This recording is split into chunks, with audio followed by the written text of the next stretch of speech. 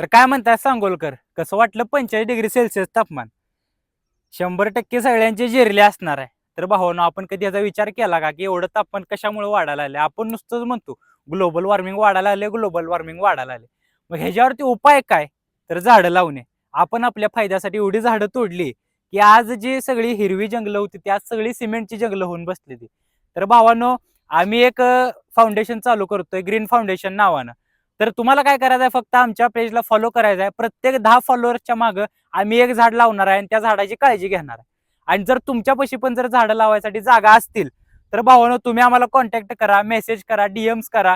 आम्ही नक्कीच तुमच्या जागेवरती येऊन तिथं आम्ही झाडं लावू आणि त्या झाडाची काळजी तरी तुम्ही निदान घेऊ शकता.